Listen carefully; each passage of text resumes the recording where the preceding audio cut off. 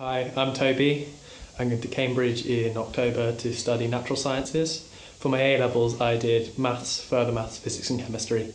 Hi, I'm Tom and I'm also going to Cambridge to King's College and I'm studying maths and I took very similar A-levels to Toby. I suppose I first really thought about going to Oxbridge in year 10. We went on a school trip for a day out to Oxford University and had a look around some of the colleges. And it was then that I realised that actually it was possible. It was for state school kids. It wasn't just for people that went to private school or Eton or rugby. There was a chance that actually people like me could get in. The sixth form took us on a little trip when we were in year 11 to Swansea University for an Oxbridge convention, and we learned more about the subjects they do there and what you need to do to get in and the different ideas around it. In year 11 though, what we were really concentrating on too is our GCSE results. And so we worked really hard for the GCSEs, and on results day we looked at the GCSEs and realised that actually we did well enough and it actually could be a possibility that Oxbridge could be something that we could actually apply for. So after GCSE we both came to Huish 6th because we both felt it was the right kind of option because they had all the subjects we wanted to do and the teachers were the same as we had at GCSE. And they offered really small class sizes and gave really good support for all these for all our subjects, so that was a real massive bonus. I was encouraged by the sixth form to go onto summer school, so I applied for several.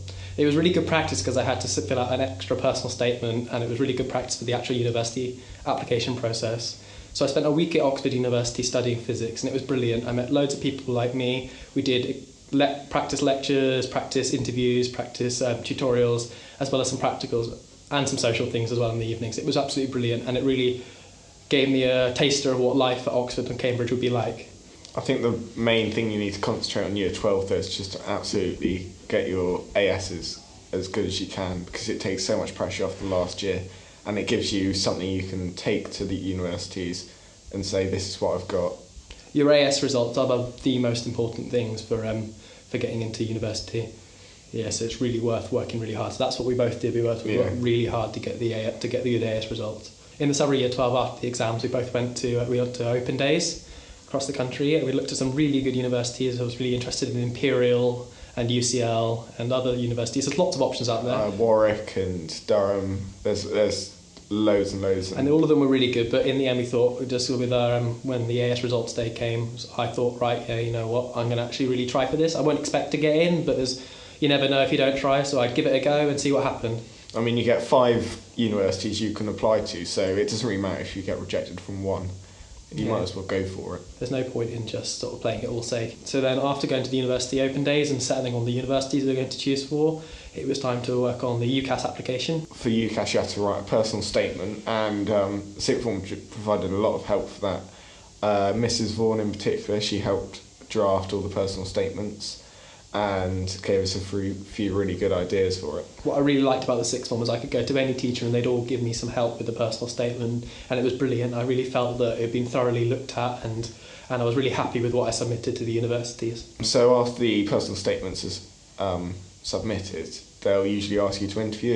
If they want you there, they'll ask you to interview, and then you'll just have to practice your interview questions for a few good months and really nail your subject and know what you need to speak about.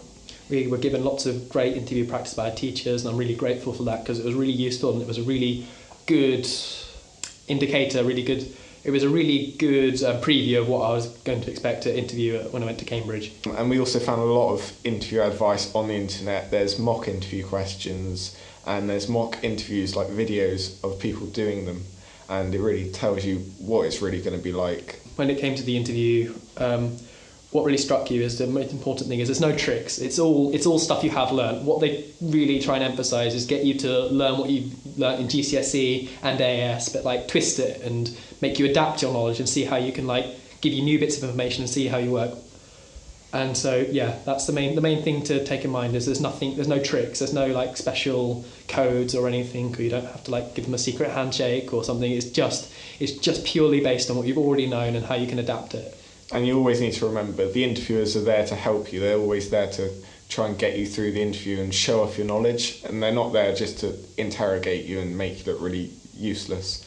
I mean, I went so badly off course on one of my interviews, but they just helped steer me back onto the right track and allowed me see where I was going wrong. And I was really grateful. They're not there just to catch you out or trip you up. That's not what they're there for. They're there to see what you can do.